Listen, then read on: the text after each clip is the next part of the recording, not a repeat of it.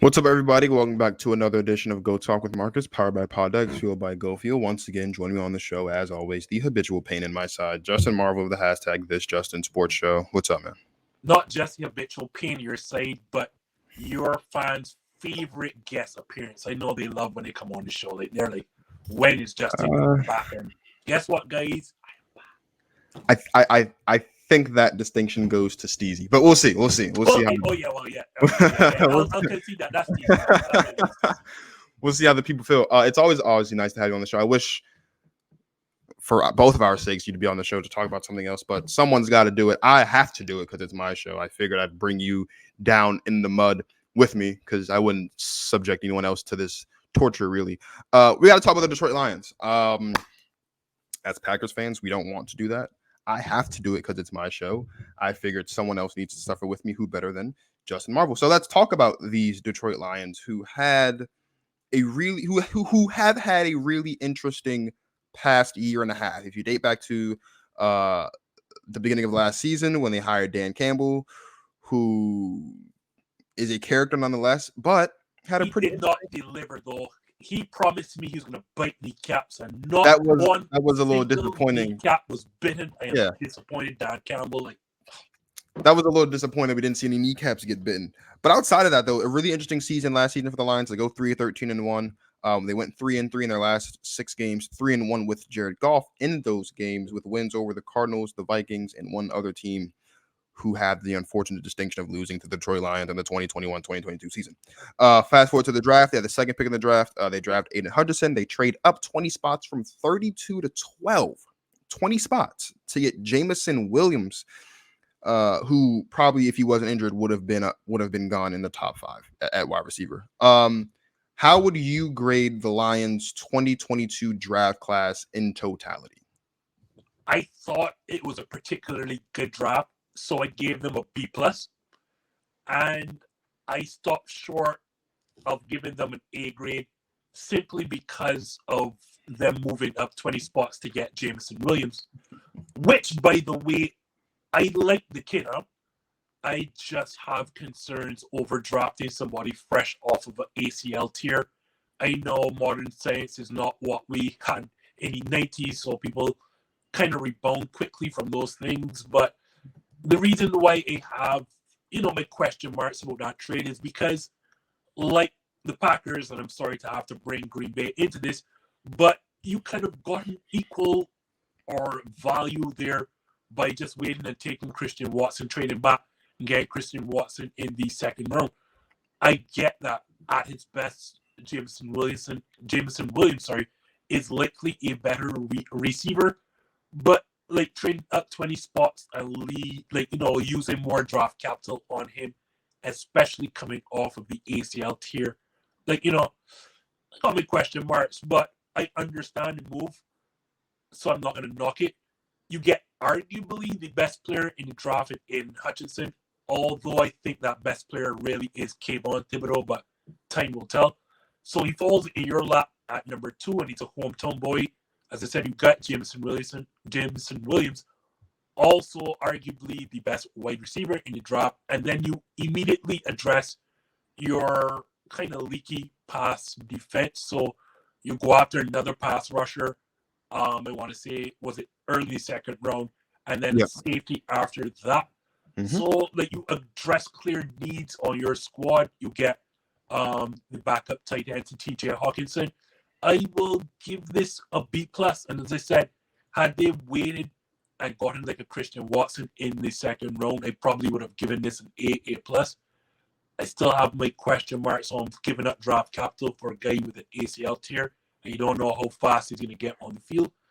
But yeah, when you get, I want to say what Josh Pascal and Kirby Joseph in later rounds after your first round stuff, I'll likely give this a B+. Maybe I don't know if I'm prisoner of the moment. I don't know what it is. I mean, I think this is probably, aside from the Jameson Williams pick and the trading up 20 spots is obviously a reasonable knock, but I'd say this is a perfect draft for the Lions in my estimation. I mean, they only drafted 2 guys offensively, a wide receiver and a tight end. They focused on what they really needed to focus on, which was the defense. I think that was perfect. Again, the point of Jameis Williams, I'm not going to, I mean, you know, this is one of the deepest wide receiver draft classes in recent memory, if not ever. So, you know, to trade up 20 spots is definitely something to maybe question. But the tight end pick as well, I think was great as well. You know, you got a 5th round pick spending on a tight end, right? You have TJ Hawkinson, who is definitely he's gotten better as years have progressed, and he may or may not be in Detroit in the foreseeable future. So you find him his potential successor if he does go that route. If not, then you just got 2 bodies, and now you can run 12 and 13 and 14 sets, and that's good for you either way. Like, and we'll talk about in a second. This is a really young team, but to get 2 edge guys in within your first 3 picks, and to go safety for your top 5, or to go defense for your top 3 of your top 5 picks, I think is perfect, because they need the help defensively. They need the help all the way around, but specifically defensively. Like, this is a team who, especially in those last 6 games where I mentioned earlier, when we went 3 for 3, a lot of that was predicated on their defense just not giving up. Not that they were playing perfect defense, because they weren't, but the defense, I think, is the motor of this football team. And no pun intended, but like, and it's a young defense, and they're hungry. And that's why when you look at Dan Campbell, aside from no kneecaps being bitten, like, this was, I think, a perfect season for him in his first season. Like, the Lions had no expectations.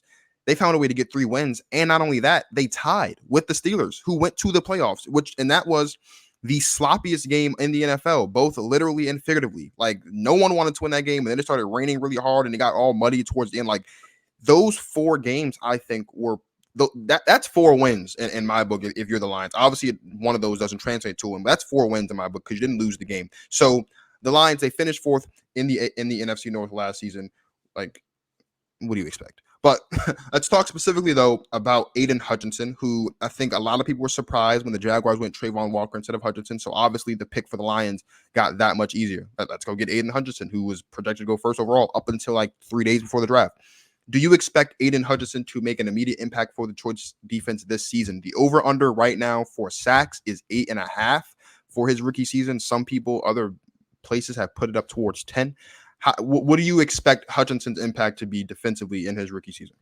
I think it's going to be an immediate impact. I don't think like superstar level or star level, but I think it's going to be an immediate impact, simply because like they made sure to improve on the back end of that defense. And the more time you give for a pass rusher to get home, the better he's going to be. And then you found a pass rusher to go opposite him. So it's not like, if these pass rushers are as good as they have been scouted to be, it's not like you can just slide the lane to Aiden Hutchinson's side. And what helps with what I think is going to be an immediate impact is that you have some games against some notoriously bad offensive lines this season coming up. You're playing a last place schedule, which always helps for teams to become worst to first. But on top of that, you're in a division that you're going to play 4 combined games against the Bears and the Vikings. Like, whoo! What better 4-game stretch you want than that? Then you have, again, teams with notoriously bad offensive lines, like the Giants, the Jaguars, and I'm missing somebody, and the Seahawks. Like, those 7 games in total should help your impact on this team. As I said, you got another pass rusher early to pair opposite you. You improved your back end with the safety. I think he is going to have an immediate impact. Will he have the impact immediately, like, let's say, like what Joey and Nick Bosa had in their rookie seasons? Probably not. The kid from Washington that went 2nd overall, Chase Young, will he have that immediate impact? Maybe not. Or somebody like a Myles Garrett. I don't see it to that extent. But I think the defense is going to be the strength of this Detroit Lions team going forward. And it's going to be fueled by Aiden Hutchinson playing those weak offensive lines. He is going to have somewhat of an impact to start his season. I mean, because you mentioned the opponents. I mean, obviously, aside from the 6 games, obviously against the division, they've got Philly, who improved. They improved all the way around. But you've got Philly, you've got Washington, Buffalo. You can forget about that. Miami, Seattle, Jacksonville, and you have Dallas, New York, New England, both New York teams, and Carolina. Like, there are some friendly offensive lines that you're going up against. I mean, you look at the Giants offensive line. You look at not really so much the Panthers, but you look at the Giants offensive line. Look at Seattle's offensive line. Say it again. Yeah, the Seahawks and the Giants. Yeah, like I mean, so there are some friendly matchups. You look at Washington's offensive line. Like you said, Minnesota and Chicago's offensive line twice a year. So there's definitely some potential for Aiden Hutchinson as far as being able to go over 8.5. And again, like I said earlier, drafting Josh Pascal with their second round pick to put someone on the other side, where if he is as good as advertised, offensive linemen can't just shift all the way to the right to focus on Aiden Hutchinson or to the left, one on the other side. Like, you're going to have to throw some attention at him, or Josh Pascal's going to have a decent season too. So to go edge to double up on that, I think benefits both guys. Obviously, Aiden Hutchinson's the better talent, so it'll benefit him more. But it was definitely, like I said, it is worth watching Aiden Hutchinson play football this season. Now, the one position they didn't go for, right? Because they went edge twice, wide receiver, safety, tight end, linebacker. They went edge 3 times actually. Wide receiver, safety, linebacker, tight end, and cornerback. The one position they steered away from, as most teams did this draft because there weren't a lot of proven guys, was quarterback, right? Currently, Jared Goff is the quarterback of this football team, a serviceable quarterback. Have to give him credit where his credit is due. He's not a world beater, but he can get the job done in this offense. Now, are you surprised Detroit didn't go quarterback with one of their late round picks? Because we saw Carolina go with we saw Carolina draft Matt Corral with their picks later on in the draft. We saw Malik Willis end up in Tennessee, and they've got Ryan Tannehill. We saw the Steelers draft Kenny Pickett after they just traded for Mitch Trubisky earlier in the offseason. We saw the Patriots draft a quarterback this year after they just drafted Mac Jones last year. So are you surprised Detroit didn't go QB with one of their late round picks this season? No. It's for the same reason you just said. The class was not rated highly at all. And like, when you get past Kenny Pickett, the first quarterback taken, and I think I want to say 20 or late first round, another wasn't taken until 74, which was Desmond Ridder in Atlanta. And that tells you all you need to know about this class. Not just that the next quarterback wasn't taken until round 3. The fact that teams, I stand corrected, did not even trade up to get these guys. I don't think so. It just tells you all you need to know about this class. And as you said, it's not like Jared Goff is terrible. It's just that, he's serviceable. This team isn't projected to win right now. Like, at the end of the day, I still have this at the very best, the third best team in the division. So the reality of the situation is, like, there is no rush to find a quarterback, and it doesn't make any sense overreaching for one that is likely not going to be the quarterback of your future. So just stick with the guy in Jared Goff. You're under no pressure to move on from him because you're not in a position to win right now until, like, you think that the quarterback is there. I hate to see teams, extend and overreach for quarterbacks. And I think Detroit, you will see next season, when the quarterback class is projected to be so much better, I think they will go after one there. But as I said, like Malik Willis, Desmond Ridder, Sam Howell, Matt Corral, teams did not even try to trade up to get these guys. And when that happens, it tells you it is a situation, well, teams are saying, all right, well, if this guy is here when we're taking him, so be it. But reality is, yeah, whatever.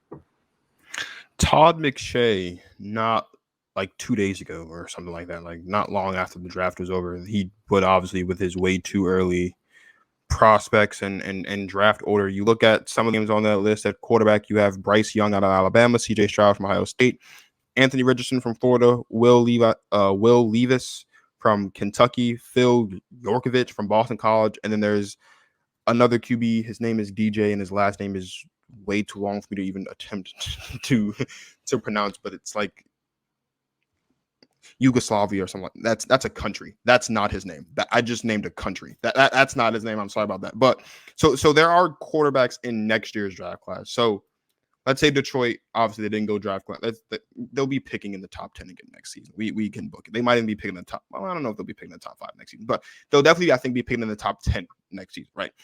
If they pass on quarterback next season, is that a shocker to you? Then at that point, if they pass on QB next year, it will definitely be a shocker. You just calling names led by Bryce Young. Like, if you pass on that class, then you should start to take a look at your head coach and general manager and ask what is going on. But yeah, I have no problem with them passing on this class because, like, initially we all thought, okay, Detroit is going to look for their quarterback of the future. But because you're looking for the quarterback of the future does not mean that you just settle for any old quarterback.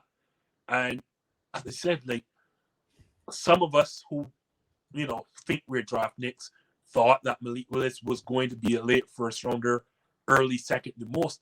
And the mere fact that there are quarterback needy teams like Carolina. Let's look at Carolina for example. The mere fact that you passed on him 3 times, not once, not twice, you passed on him 3 times, and still didn't draft him, tells you all you need to know about this class. And I'm going to tell you, this is not going to come as any surprise. Within the next 3-4 years, I expect Carolina to be looking at another quarterback in another draft class all over again. And if you're doing that, that just means you are a badly run franchise. And this is why I have hope for optimism in Detroit, because it did the smart thing and said, does not make sense reaching for one of these. Let's just wait to when we find a quarterback worthy of taking. Peyton Doyle always says about quarterbacks, if you're 99% sure about a quarterback, you shouldn't draft him, because you have to be 100% sure at all times about a quarterback. So props to Peyton for that. I didn't come up with that. I wish I did, though. That's so clever, dude. That's so clever. I wish I came up with that. So you mentioned Dan Campbell. We kind of danced around Dan all season. Obviously, like I said, 13-1 last season in his first season. And again, aside from not biting off any kneecaps, I think you could say this was a perfect season last season. And he didn't. He promised me a lane on the field, and I couldn't get. He did. We didn't get a line either. So that's 2 strikes on Dan Campbell from last season. So we'll 2 outs, bases loaded. Let's see if Dan Campbell can hit a grand slam this season. But would you consider Dan Campbell's, everything that was going into as far as expectations, and aside from the no lines and the no bit kneecaps, do you consider Dan Campbell's first season as Detroit's head coach to be a success? I see you trying to brush aside no kneecaps bitten and he laying not on the field, right? And I'm not doing that. That is, you promised me that, and I didn't. That's the first thing you promised me. Like you said, I'm going to bite kneecaps when we come up off the ground, and we're going to bring a lane on the field. You delivered neither. So I have to hold that against Dan Campbell. But that's fair. But being serious, no, I can't say it's a success, because reality of the situation is success is still measured by wins and losses. And the reality of the situation is Detroit finished in the cellar of the NFC North, not exactly the AFC West or the NFC West. We're speaking here. Only one team out of that division made the playoffs, or Green Bay Packers, and you finished in the bottom of that division with a 3-13-1 record. So I wouldn't say success. I will say there is cause for optimism, because, like you said, they finished the season 3-3 with wins over our Packers. Unfortunately, granted, Aaron Rodgers and the starters, they played the second half of that game. But all the same, it's a win. There it is. That was the 3rd win. Maybe subconsciously I didn't want to acknowledge that on the show. You purposely and consciously refused to acknowledge that. That's probably what it was. Yeah. So you still beat the Packers, the Cardinals, another playoff team, and the Vikings, who at the time were just on the outside of the playoff bubble. You mentioned they tied with the Steelers, which, as bad as the Steelers were, that was a playoff team, whether we like it or not. Furthermore, they lost 2 very, very heartbreaking games, one of which they probably should have lost, which is the Baltimore game. They had no right losing that. And they lost early in the season, I think, their first game to the San Francisco 49ers, who went all the way to the NFC Championship game. And what a lot of people also forget, they had a heartbreaking loss on Thanksgiving as well. Who's that again? I think they played the Bears on Thanksgiving. I'm not sure. Oh, well, don't come that. They pushed the eventual Super Bowl champions Rams to a very, very close game as well. So there are clearly signs of optimism. And under Dan Campbell, what I will say, this team leaves everything on the field. That is what I will definitely say. Like, this team does not give up in games. Because, again, against the San Francisco 49ers, they were, again, blown up early. And they got that score to a 1-score game. This team is clearly built in the image of Dan Campbell. A lot of us won't remember him as a player, but he's a very, very gritty, hard-nosed player. And what I will say about this Detroit Lions team, they represent their coach. They fight hard. They may not be the most talented or They may not execute. They may not be the most disciplined, but they will fight hard. They're very gritty defense. If not one of the better ones, they are at least gritty and they fight hard. So there are signs of optimism. So I can't say a success, but I think that there is room for growth. And you see the direction they are going with. Again, like you said, in their last 6 games, they went 3-3, tied with Pittsburgh, an eventual playoff team, pushed the eventual Super Bowl champs to the brink, and had some other nail-biting losses against good franchises like Baltimore, against as well. I mentioned it just now. San Francisco. There are signs of optimism in Detroit. So I won't say it is a success because you still only got 3 wins in, and it was a schedule that you increased by 1. You still only got 3 wins, but I like the trajectory of the Detroit Lions. I can't believe I'm about to say that. Yeah, You are such a negative Nancy. This was a win. When you digress at the quarterback position, the most valuable position on a football team, you're not going to win as many games. With Matt Stafford in his final season in Detroit, they went 6-10. Okay, they went 3-13-1 last season. That's not a sexy record, obviously, right? The Lions have no expectations, but it's not just the 8-point loss to San Francisco in week 1. It's not just the 2-point loss to Baltimore in week 3 when we saw the greatest kicker of all time do what goats do and nail game-winning field goals. It was a 2-point loss to Minnesota in game 5 or in week 5, game 5. In week 5, it was the 9-point loss you mentioned to Los Angeles in game 7, the tie. It was the 3-point loss to Cleveland, the 2-point loss on Thanksgiving to Chicago, like the 4-point loss to Atlanta. I think that game was in London. Maybe I'm wrong, maybe I'm not, but it was the day after Christmas, so that's worth something, I guess. Like it's this team fought every game as if it was their last. And yeah, the win total dropped by 3. Well, Jared Goff's not really a 6-win quarterback, if we're being completely honest with you. When you strip away the great defense this season he may be. We'll talk about that. That's true. Like when you strip away the great defense and the reliable weapons offensively and a really good head coach that's proven and a great solid offensive mind. I don't want to call him a genius. I don't want to set off Justin's shingles or anything like that. But like this is I think, aside from us not getting the line on the field and aside from us not seeing any kneecaps getting bitten off, which would have been a beautiful thing to see. I would have loved to see how that would have happened. But like, I think this was a great season. I think this was a successful season for a head coach to come in and endear himself to the players, make every game for Detroit mean something, which up until really last season, no one really cared about the Detroit Lions playing football. People still don't care about the Detroit Lions playing football, but Detroit Lions fans care about Detroit Lions playing football, and that's what matters. There are a lot of close games. I mean, this and we the standard is set where we have to do the thing where like a couple plays here and there. We're talking about a situation where a couple plays here and there, and this isn't a 3-13-1 football team. This is a 5-6 win football team last season. If a couple plays don't go their way, and if Justin Tucker doesn't do Justin Tucker things in the end of that game, week 3. So I'm going to say it was a success. I'm going to say that this season couldn't have gone any better for the Lions because obviously they're not going to win games. They're not good. Like they didn't have much talent. Jared Goff missed games, especially in the backstretch. When you see some of those wins, I think they could have beaten Atlanta if Jared Goff played that game. Instead, Boyle played that game.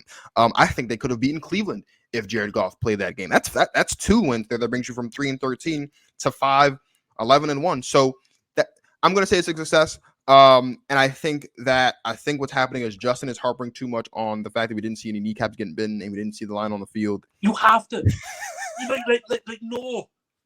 Your reputation, the whole stigma of you coming, your whole persona was, I'm going to bite kneecaps. We're going to see a line on the field. Don't matter even if he defecates on the logo. We are seeing, and I can't forgive Dan Campbell for that because no kneecaps forbidden, no Lions roam the actual field. No, I have to hold that against you because these are your words. You promised me this. Maybe we'll get it down the line. Maybe like they make the playoffs and then they'll come out to their playoff game on a line. Maybe. I have to see like somebody has to write a line.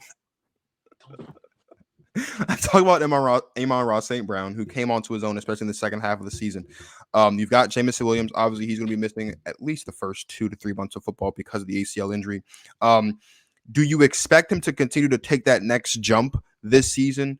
Even once Williams finally makes his Detroit Lions debut, obviously you have TJ Hawkins and other guys there, and you have a decent backfield. Do you expect Amon-Ra St. Brown to continue to improve this season? Because he really came out of nowhere in the back half of that season. As like we kind of didn't know his name until and he had like 932 yards, I believe, this past season, which was towards the top of the rookie wide receiver. So do you expect him to continue to improve as the season goes on this year? My first take on this is how the hell did us, the Green Bay Packers, get the wrong St. Brown? How did we have Equanimous St. Brown and not Amon-Ra? Like what happened? Like you couldn't get it right. Like no. Like what is this all about? But 90 receptions for 912 yards, 5 touchdowns, and he had a rushing touchdown last season too. Can we trade these St. Browns? Like swap? Well, we don't have Equanimous anymore. He went to Chicago. I never get that right. But anyway, so like in all honesty, yeah, I expect him to improve. And I will say it depends on how fast Jamison Williams gets on the field, because he is a guy that can take the top off, and Williams can take the top off of defense, and that allows you now for more room to operate. And why I like Amon-Ra St. Brown so much, not just because his brother was in town, but because the situation is towards the back half of the season when everyone started to know who this kid was. Teams still couldn't stop him. Like, I remember in that game, as much as our starters didn't play the second half, the reality is in that Detroit season finale, everyone knew, all right, Amon-Ra St. Brown, we have to focus on stopping him, and we just could not defend this dude. They get him the ball in all sorts of situations, like normal pass routes, even jet sweeps. He can even hand the ball off to him in out the backfield, kind of like what San Francisco does with Deebo Samuel. This guy is a playmaker, like full stop. He is a playmaker, not a wide receiver, just a playmaker. And I like this kid. So I think now that as much as teams now know who he is and are going to focus their defense on stopping him, the moment that Jamison Williams gets on the field and can steer defenses away, because they're going to have to play some sort of safety help, that is just going to open up the underneath for this dude, and that's where he likes, like, because you can just line him up in the backfield. Are you willing, let's say for argument's sake, you bring him into the backfield, are you willing to drop a safety down in the box knowing full well that Jamison Williams is on the outside one-on-one with the corner? Most times the argument is no. So, yeah, it sounds weird to say that you're going to bring in another high-quality receiver and your numbers may go up, but I expect his numbers to go up. And here's the hot take for you. I expect his numbers to go up, possibly we're going to see a Pro Bowl season from Amon-Ra St. Brown. Well, I mean, like I said, he did 99, 12, and 5 last season. I expect him to get 100, 1,010. Just round it all out. And I don't think, especially given that Jamison Williams isn't going to be there for like the first 6 to 8 weeks of the season, most likely because of the ACL. Now, we've danced around this a little bit, and we've talked about the record, and obviously they were 3-13-1 last season. It's way too early. We don't know the official schedule as of the recording today, but we do know who they're going to face. And just so we can say it again, obviously they have 2 games against the Packers, 2 games against the Bears, 2 games against the Vikings. They play both New York teams, the Jets and the Giants. They play the Falcons. They've got the Panthers. They've got Washington, and they have Philly and Miami and Jacksonville and Buffalo. That's going to be I'm going to love to watch Josh Allen just torch the Lions. And they have Dallas. So 17 games again this season, 3-13-1 last season, brought up the caboose in the NFC North. What is your way too early record prediction for the Detroit Lions this season? I wanted to lean towards 8-9, but realistically, that would have been them winning all of the games against the lower teams, and that's not going to happen. So I'm just going to go 7-10. I think that is a realistic expectation a high one, but a realistic one for this team, given the improvements that they've made on defense. Granted, Jared Goff is still their quarterback, and that's why I don't want to go any higher than 7-10. But then when I looked at last season, it wasn't that bad. It was like 19 touchdowns, 8 interceptions, and for the season that is, and he didn't even play all 17 games. So that is not a bad stretch of games for Jared Goff, considering the talent that wasn't there. Now, at some point in the season, you're going to add Jameson Williams to a team that has a developing receiver that we just talked about in Amon-Ra St. Brown.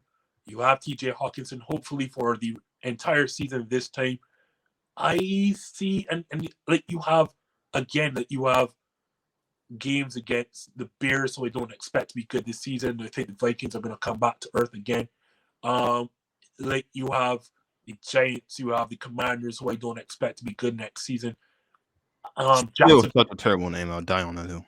Yeah, he will as well. Like you had so many options that you chose Commanders. Like things are there. You could have gone like hockey, like the Senators, or you could have had the Generals. Like the Generals were there for you. Like how do you not choose the Generals? Should be the reason you fire everybody in upper management. But that's a conversation for another day. Yeah, I'm going to go 7-10 for these Lions. Yeah, I think that's a reasonable expectation.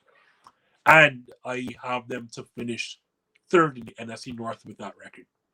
The Lions are going to go 17-0 and they're going to win the Super Bowl. It's really just that simple. They're going all the way. We're going to get our line and we're going to see the biting kneecaps and it's going to be great. Lions are going to get their first Super Bowl.